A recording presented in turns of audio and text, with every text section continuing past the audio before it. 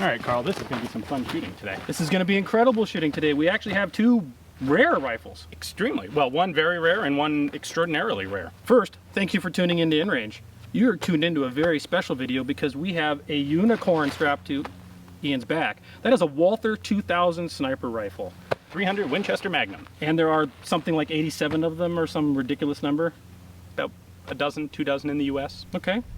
Less than 200 ever made. Small number, most of them not in the US. This is not a unicorn, this is more like the horse or the mule that they like surgically implanted a unicorn onto in the circus, but it is rare too. This is a SVD, it's an NDM86, which arguably is Russian and or Chinese.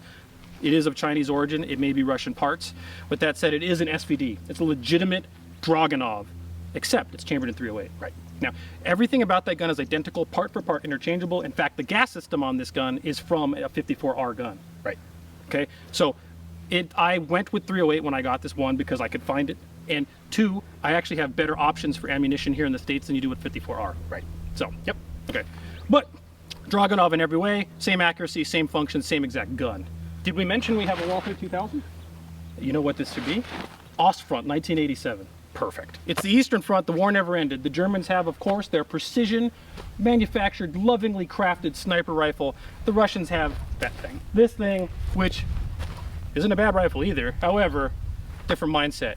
We're gonna test these today on the clock. Yep. And we're gonna find out how that performs in the field. Right, let's do it. Oh, 999.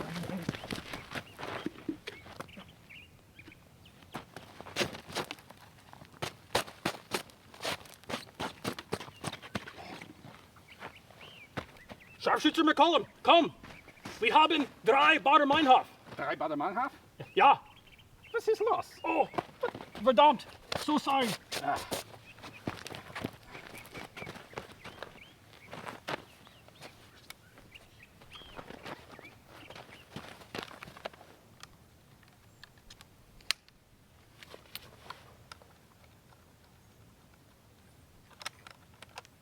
Schreider?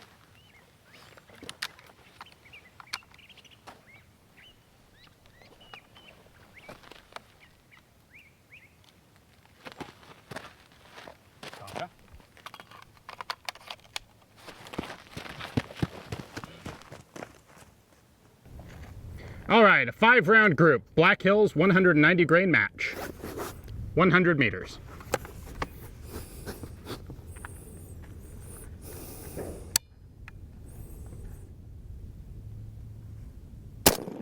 Woo.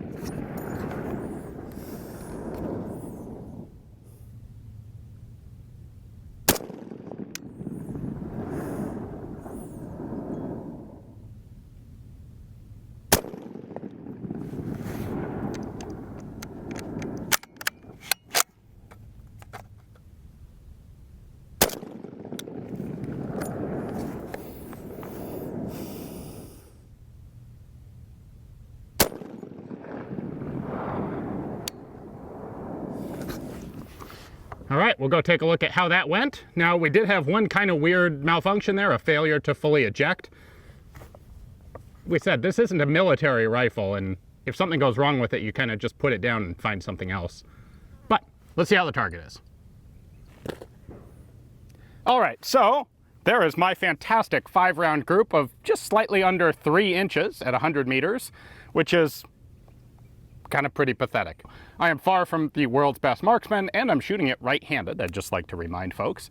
So what would really make a lot more sense is to have someone like Karl, who is a much better long-range shooter, do something like this. So that's in fact exactly what we're going to do.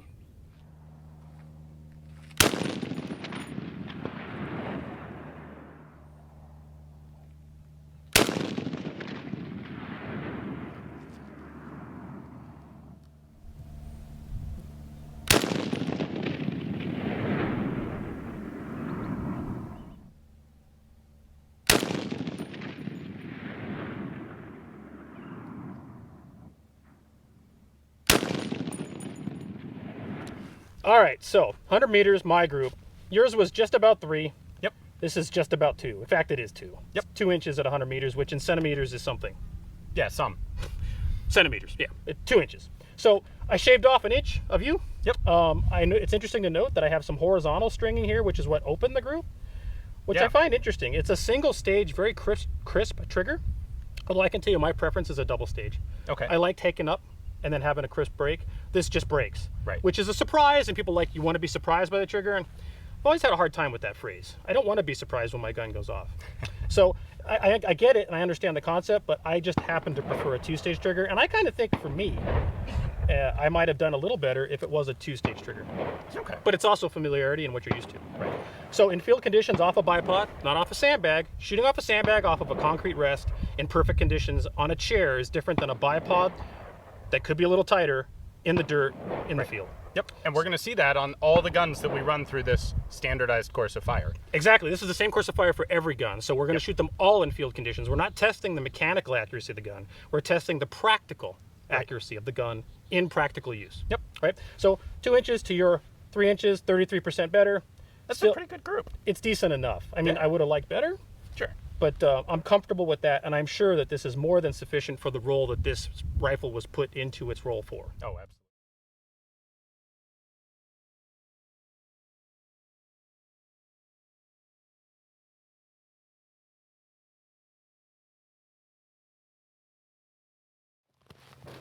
All right, so wait a minute.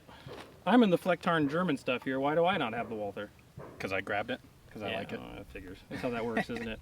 So one thing I thought we needed to talk about desperately is the manual of arms and how you would use these guns and how they handle differently. Yeah. Right? So I think the first and obvious thing I think that's worth talking about is, first of all, length. The SVD is substantially longer. Yep. Now, this is a more traditional rifle design. That's a bullpup, and that's designed for that purpose. It's intended to be short and maneuverable. Yep. It also distributes the weight near the rear, which actually balances very nice. It handles quite nicely, yeah. So when you're off the bipod on this and you bring the gun up, it's kind of just there. Doesn't move around much. When you're on this this is, by the way, a legitimate Russian bipod, which mounts to the receiver, so it's not actually putting any sort of flex or impingement on the barrel, so it doesn't affect your zero. It's a little wobbly. It's not that bad, but where it is, the weight distributes funny, and the gun doesn't balance all that well. It kind of teeter-totters on that thing. The teeter-totters. On this, it actually was much more stable. Yeah. So when you're on the bipod is not as good as sandbags, but the bipod on this was more stable and more comfortable when you were actually aiming the gun downrange. Yes, I Right? agree with that, totally. So safety on this was extremely intuitive. Boom. Ambidextrous. Totally Either side. ambidextrous. You literally Yep. just flip it forward and you're ready to go. Trigger From on a this, firing grip. from a firing position. You're on the target. You're on safe. You need to engage the target. You just flick it forward and your finger's on the trigger. Right there. On the SVD, it is up here like an AK. Yeah, not so much. You're in a firing position. You're on the target. You need to engage him. You come up here, break it, get back on it. Guess what? Russians don't care about safety so much. They just leave it off. And that's a military rifle. Yeah. As a police rifle here, the safety, there's more PR involved. This is, I see the safety as being a more relevant thing. I would agree. However, the Russians don't have the paranoia about engaging and disengaging safety that other more Western countries tend to. Like, for example, you see this with the AR all the time, where people are flipping the safety on and off on the AR, even going between firing positions. Right. You do not see that with the AK. No. And that's because it's just a different doctrine, really. And so safety's off means you're hot. You stay in your firing position. You don't worry about that. Your finger stays off the trigger. That's your safety in a Russian gun. This one is so ergonomic and easy, you might as well have it on safe until you're ready to engage the hostage taker or whatever. And this is one of those situations where in a military, you're typically, once you're on target, you're going to take a shot. In a police situation, especially something like a hostage situation, you're much more likely to be, you want to be on that target for minutes or hours at a time, but not authorized to take a shot. You're sitting there behind the scope watching this, probably providing intel. Dude's walking to the right, moving east. He's 2 yards to the door. He's in the window. He's in the third window over. We're watching him right now. He's got a gun, but he's not aiming at the hostages. You're actually, police snipers provide a lot of intelligence back to what's going on. They're negotiating with him. He's watching through the glass, telling them what the guy's doing. Russian guy in the military, boom. I don't care. That guy's got the wrong headgear. I'm shooting him, right? And seriously. So different application. Totally different application. And so the sniper will be sitting there and he'll suddenly take the shot. Flicks the safety off and you're already off, and then blam. And that also explains the trigger on this gun. Why don't you go into that? Trigger on this is actually a single stage trigger.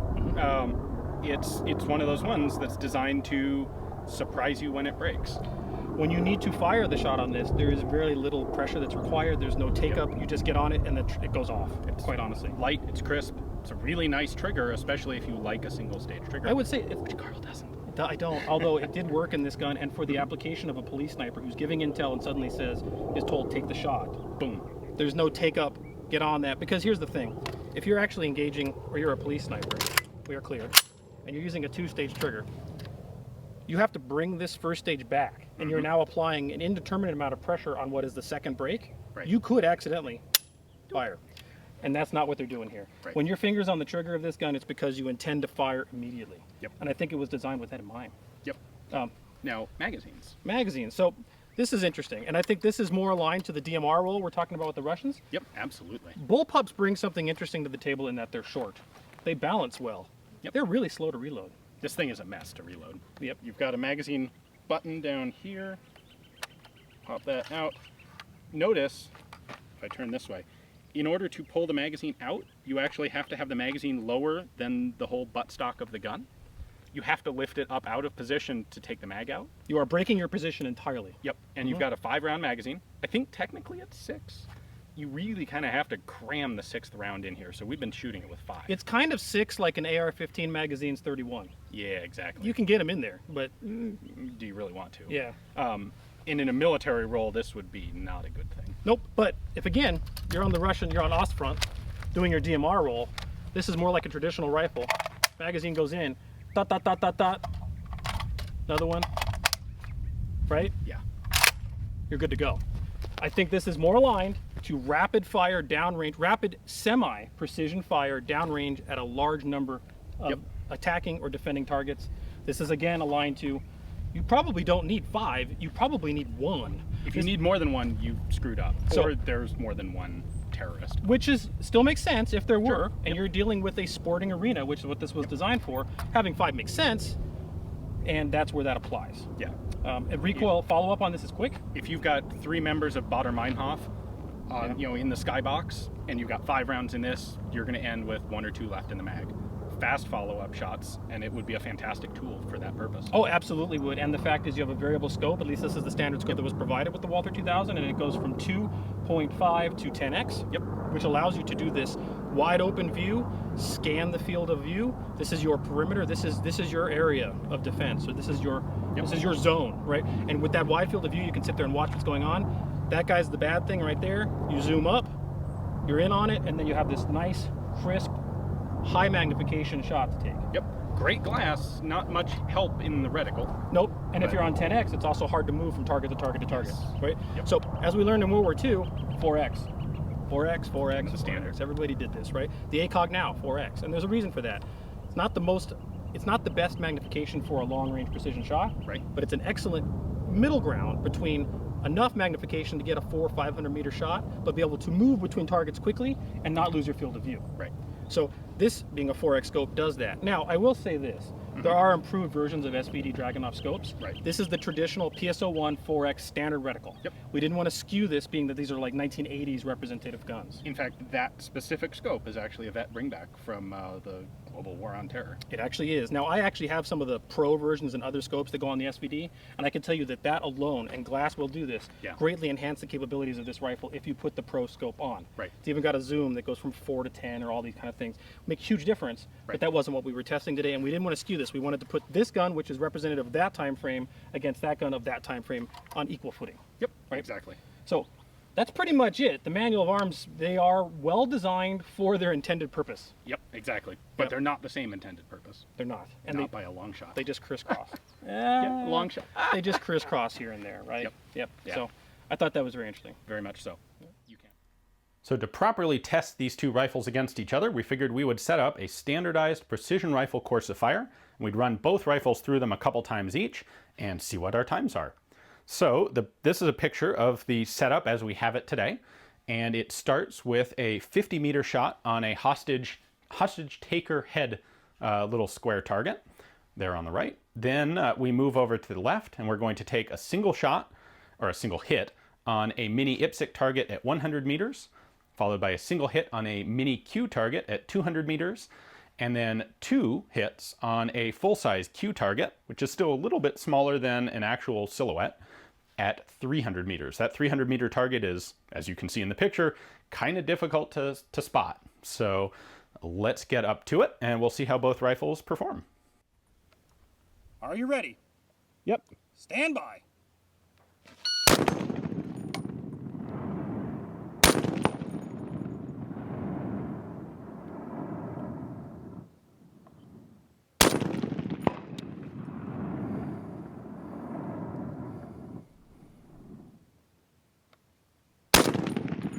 Yes, hit.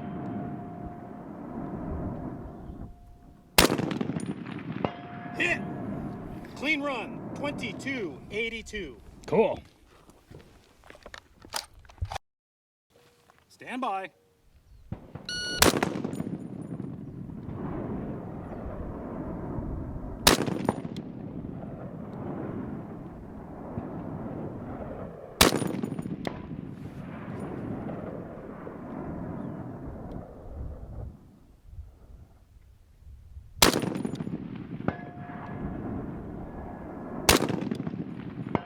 Clean run. 2201. All right, your turn. All right, shooter ready? Yep. Stand by.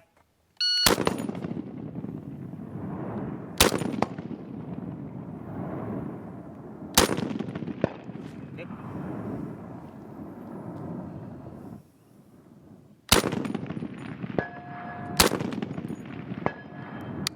Nice. 14.60. Yeah, that was good. Stand by.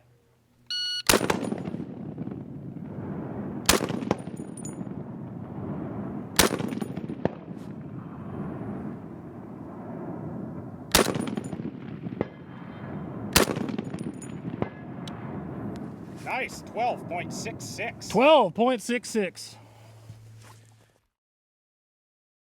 Stand by.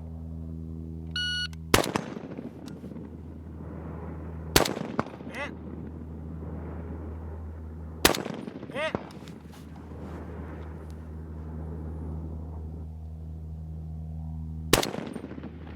Miss. Hit. Low right. Hit. Whew. 2232. All right.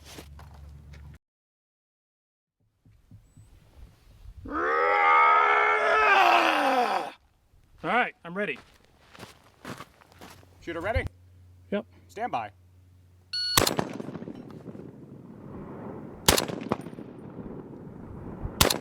Good.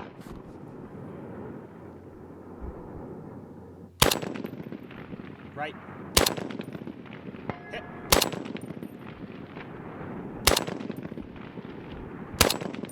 Hit. 1860. Shooter ready? Yep. The other mag part wrong? Stand by.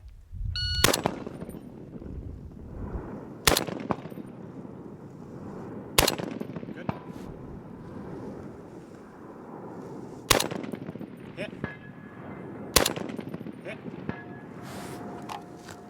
12.22. 12.22. All right.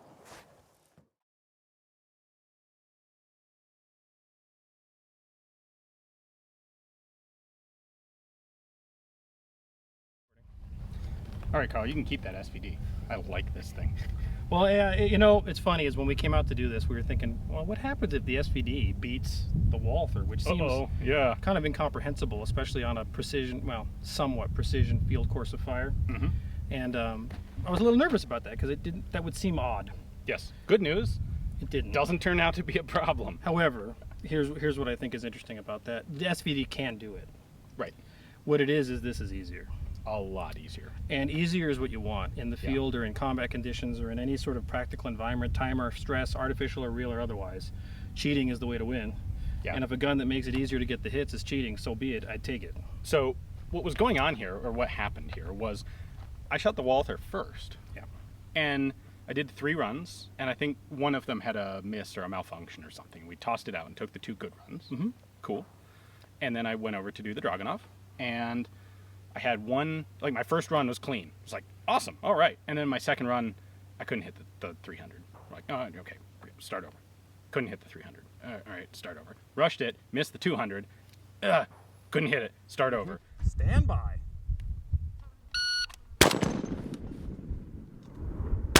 Hit. Miss. Miss. Oh, for Pete's sake. Stand by.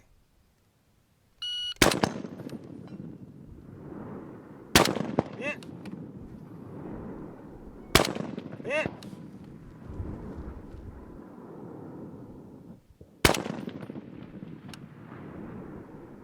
No. No. Low. Yep. Stand by.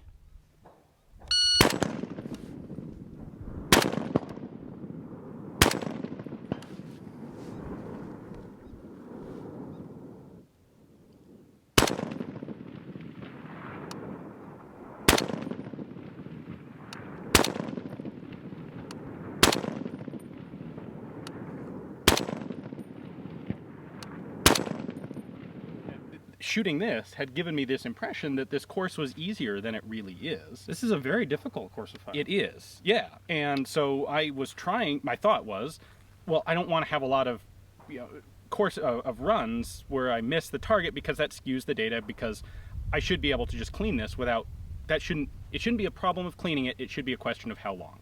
Turns out, no, it really is both. And having shot the Walther first gave me totally the wrong perception of how that was going to actually work out. And we saw your disgustometer go like this, and then it went, and then it pegged, and then I shot for a little while to give him a break. Yeah, and so we swapped out. Yeah, so then I shot it, and then I had a little bit of difficulty, cleaned it up. I'm more familiar with the gun, understand the idea of Russian, good enough sight picture. Yep. Which we'll talk about in a minute. And I got through it and had pretty clean runs. In fact, I think my times were pretty similar between the two.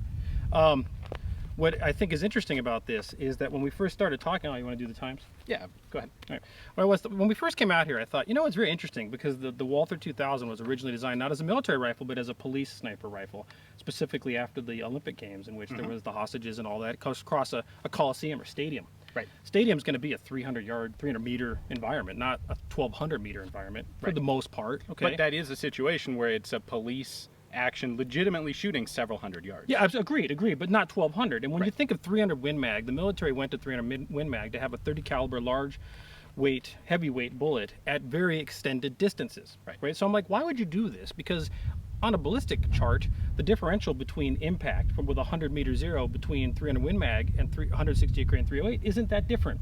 At 200 meters, you're looking at a 2-inch drop with this, and at 300, you're looking at a 10-inch drop. Inches, we'll do centimeters below.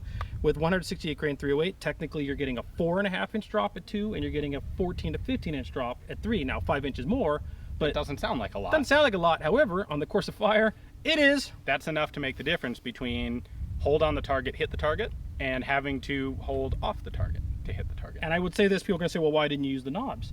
Because you don't. Here's the thing. If you have a known distance target and you know it's at 300 meters and you go, okay, and you set it to 3 and you sit there and you're waiting and you lie in wait and you get your precision shot, that's when you do this. For the most part, when you're on a clock and you're doing dink, dink, dink, dink, dink, and we know the distances. Right.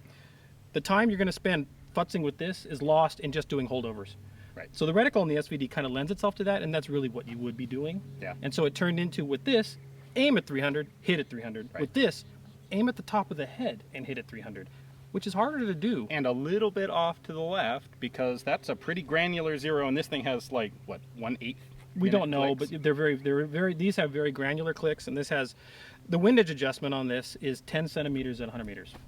Yeah. So you're not changing this knob. Oh, I'm hitting on the right. 2.5 minute clicks. I'm hitting on the right. You click it. Oh, I'm hitting on the left. I'm sorry. No, that's 4 minute clicks. I'm missing on the right. You move it. I'm missing on the left. Pretty much with the Russian stuff, you adjust these screws. You adjust it. Once you have it sorted, you have it zero. This has got a good zero at 100 meters for sure. You just leave it alone, and holdovers and hold offs become the deal. All right. So final times on the Walther, you averaged 1363. So I averaged 1363 with this clean runs. And 1541 on the Dragunov. So 2 seconds slower with this, and I would say this took more mental stress and was harder to do. So it took me longer and was harder. Absolutely. And once again, just to a lesser extent than me, but the same thing happened. You had a couple runs that we just threw out completely because miss, click. Too many foibles. And then once we got on it, kind of got on the ball. One thing, remember, that was not an issue with the Walther. That's what's really impressive in retrospect, is it was just 1, 2, 3, 4, 5, done. It's true. Absolutely true. My times on this, I had 22:41 on the Walther, and then I only had I had a 22:32, so virtually the exact same time on the Dragunov, but that was my one good clean run out of like A number. 6. I don't know about the number, So- but it was a number of them. I skewed the data by having the wrong expectations, and we're gonna just drop my times on the Dragunov. You kept trying over and over again. So you did have a clean run, Yeah. but by trying over and over again, you skewed the data. I was able to, within a reasonable couple efforts, get a couple clean runs. Right. Which is why my data is usable and yours is kind of not. Not usable. So this kind of is in line with, I guess, what we should expect, right? This was a mass-produced DMR, designated marksman's rifle. This is not a sniper rifle. That's true. It is meant for field conditions, hitting targets out to 500-600 meters on the assault or on the defend, Yep. in lieu of, and the Russians frequently use these in lieu of machine guns. Right. Okay. You can push it into a sniper role. Can you get a nice headshot at 100 meters with this? Absolutely. Yep. Totally can. Can you get a nice headshot with this at 300 meters? Yep. Yeah. This you is do- actually a sniper's rifle. Can you get a headshot with this at 300 meters? On a good day, With a little luck. and when the a couple Russian tries. fairies have blessed you, possibly. But the reality of saying, I'm going to pop a nugget at 300 with this versus that, this This is like, oh, okay. That's like, all right, let's see if we can. Are you sure, Commissar? Yeah. Let's give it a try, right? And that's what that turns into. So does this mean that this is not an effective rifle for the role that it was put into? I think it's a very effective rifle. I think the They are SVD totally different roles. is fantastic. Well, sniper and DMR mix. Well, police sniper versus military DMR. So let's go with that. If you have to go in the field for 2 years with just general field maintenance and have to use the gun against on a bunch of assaulting whatevers, Well, this or that. I'll tell you what, if you haven't seen the Forgotten Weapons video on the Walther, take a look, because we pulled this thing apart in that one, and you'll see that maintenance on this is, no, just don't. You send it to the armorer for maintenance. This is Kalashnikov-esque Yes. in that pretty much with a shoestring and oil, you can keep this gun running. Yeah. This one in the field, ooh, maybe, if you're lucky, Take a spare. I would be concerned. And so different applications, different roles, better rifle, more precision rifle, more accurate rifle, wonderful to shoot rifle. This has Yeah. minimal recoil. It was remarkably pleasant. It was a lot more pleasant to shoot than the Dragunov. This recoils more. Now that's Yeah. a function of weight. Yep. And gas system. Yep. Right. This is 168 grain bullet traveling quite a bit less velocity than that. This is a 190 grain 190. bullet. Yeah. But because of the way this gun's designed, the weight of it, and the way it's distributed, this thing felt like shooting a little more than 223. I was gonna say I'd call it a 308 from the shoulder, Yeah. but it was- from prone, this was mild. which is yeah, This was exceedingly mild. yeah. So in Maybe summary, maybe 7.6239 prone. they're rifles that are both for similar purposes but different ones. And go figure, the super uber space German weapon that cost $1 gazillion is better. Yeah, It is better. it really is better, This actually lived up to the lore. which is impressive. I was a little worried that it might not. Yeah, you hear these things. This, the Walther 2000. It's in James Bond. It's in video games. It was used to neutralize aliens during, in 1987. And it turns out, well, the gun's pretty fantastic. Yeah. So I don't know what else to say besides that. I think the other thing to say, which isn't for most of our audience, but is a big thank you to the person who was willing yes. to loan us this rifle to go out and do a bunch of shooting with and benchmarking with. Thank you very much. We really appreciate it. We had a great time with this. Not a rifle we thought we would ever get our hands on. No, absolutely not. Who would have ever expected that? And who thought we could go out here and do Ostfront 1986, right? Which is essentially what this is. Yeah. We'd also like to thank Black Hills for providing ammunition at the very last moment. Very cool of them. Thank you very much. Black Hills is fantastic ammo. If you need ammo for a precision rifle and you don't want to hand load it yourself, I would absolutely look at them. I legitimately highly recommend them. When I was shooting the high power course of fire and I was trying to chase points, there were times where you just didn't have time to reload. And this sounds like an advertisement, but it's not. It's a legitimate story. They were the only one I trusted. Yeah. So I would buy their 77 grain stuff and just shoot it, and it worked fine. So big thumbs up to them. Yeah. All right, guys. Thanks for watching. Again, if you haven't seen the Forgotten Weapons video on the Walther 2000, make sure to check out that. That goes into the history and the detailed disassembly of the gun. So if you're interested in more material on this unicorn of a rifle, check it out. And either way, if you enjoyed this sort of content, please do consider checking out our Patreon page. That's what allows us to take the time to come out here for hours at a time to be shooting comparisons like this. I do want to say something Yeah. to that. Black Hills provided our very expensive 300 Win Mag Yes. ammo. Carl provided the ammo for this, and we went through a lot of it. So Yeah. Patreon helped feed this thing today. So thank you for that, guys. All right, whatever you do, make sure to subscribe to both channels and share with your friends.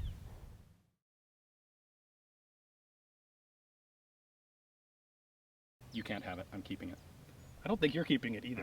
All right. Well, I think the people that brought it out here and let us fire a whole bunch of rounds through it are probably keeping it. well, fine. Oh well. Thanks.